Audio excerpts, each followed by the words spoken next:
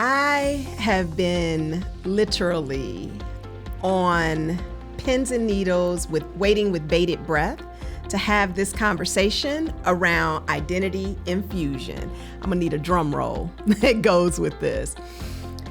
Identity infusion is rampant, and it is basically where there isn't a clear point of demarcation between how you see your own personal identity and the identity with your children or your identity with organizations that you belong to, and the impact that that has. This is a sure sign of codependency. But before I jump into all of this, if you think that this topic is going to be juicy and something that you can really relate to, I want to remind you to like, share, and subscribe to this channel. And if you think this is something that will help somebody else, don't forget to ping them as well. Okay, so let's jump into this identity infusion because I see it in so many different ways.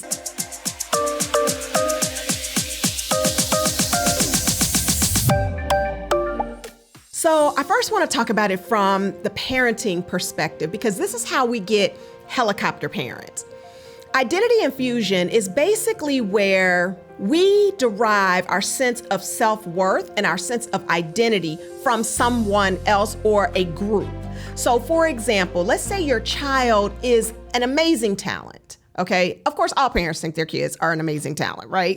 But maybe they play sports. Maybe they are in the performing arts. Maybe they're just super smart and people know it. All right. A lot of times parents will really drive their children to continue to be great in that area, not just because the child wants it or because the child is really great in that area, but because the parent is getting a sense of validation and self-worth from it. It's like living vicariously. So the parent doesn't necessarily see their greatness, or they may feel like their time has passed by and they're just gonna get all the glory through their child doing it. I've seen this so many times. I've taught on a ton of college campuses, and there are so many young people in the collegiate setting where they're like, I don't even really want to be this profession, like a doctor or a lawyer or whatever it is that they're being pushed to become, but their parents want them to do it.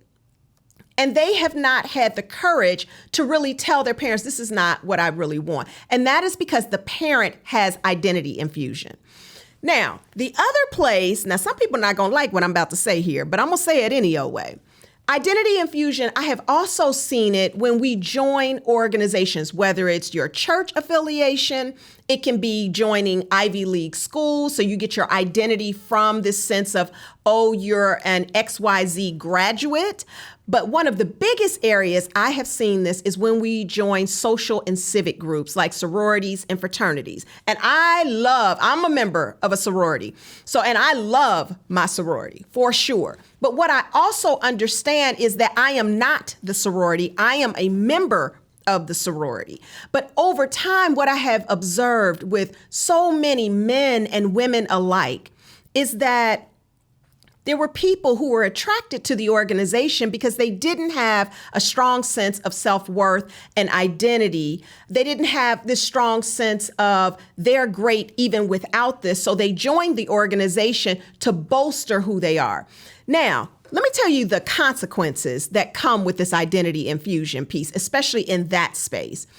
That will cause you to make some decisions or engage in behavior that is counterintuitive to who you say you are, violate your values, engage in derogatory, abusive, neglectful behavior, just show up as a shadow part of yourself.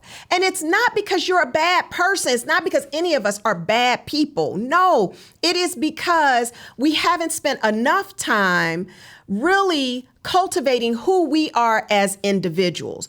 That identity infusion, like in the church, we may see things that are happening, egregious behavior, but we fail to raise our hand and say, no, I don't think that this is right. And it's because we feel such a kindred, such an attachment is really what I want to say. It's not just the kindred, but it's the attachment to being a part of this community and part of this group that we don't feel like we can show up and be ourselves. We also don't oftentimes feel feel like we can express our opinion or our perspective in fear of being ostracized or kicked out of the group. So anything like that is going to have a major impact on your self-esteem and your self-worth. So I want to offer some tips around this because it's very easy to get sucked in. We all have done it. Hello, me. Hello, me. Right? And as I've said to you so many times, codependency is not unique to any one person. I think we're all struggling with codependency at some level. These podcasts are really here to help you begin to identify when it shows up and what to do about it. So a couple of tips that I want to give you to overcome the identity infusion. First and foremost, you must get yourself a set of standards, period.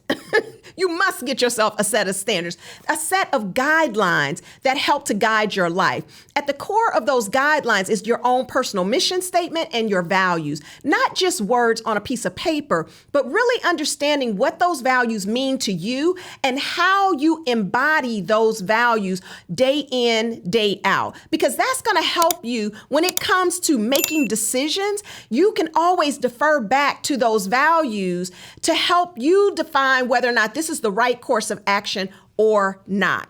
The second thing I would really advise and subscribe to as a tip around identity infusion is do not place your greatness in the hands of someone else. Really fully doing some self-assessment around what it is that makes you great. Let me tell you, you have a purpose on this planet. And then you also have passions and talents and skills and abilities that make you uniquely you. Tracey Knight, this role has already been taken, but being you, we're waiting on you to step into that. And as you step more into your power in that and embody and imbue your power, your essence, let me tell you, great things are going to really come from it. The last thing I wanted to talk about with identity infusion is be careful about getting into group thought.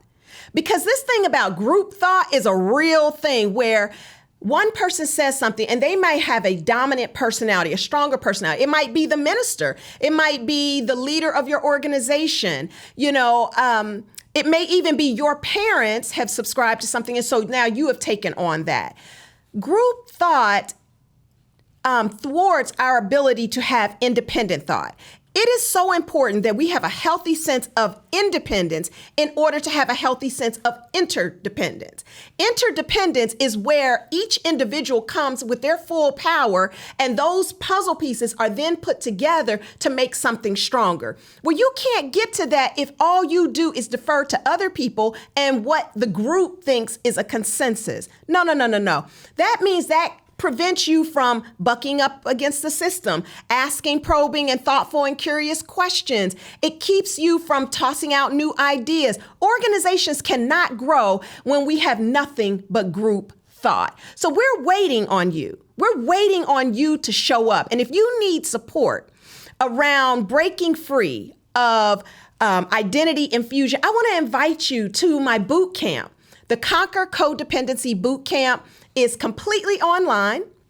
You're going to show up and be right there where I guide you through 30 days of conquering codependency. I've made it easy, affordable, and accessible to you 24 hours a day. So I want to invite you to do that. And then finally, let's engage in a conversation about this because I know that you or some of your friends and family members are experiencing identity infusion. And sometimes it can be difficult to break free of it. So leave a comment below. Let's have a discussion. Ask your questions, give your thoughts, but most importantly, continue to show up for yourself because today is the day that we begin to take back, transform, and conquer codependency. I'm Tracey Knight, and I'm your codependency coach.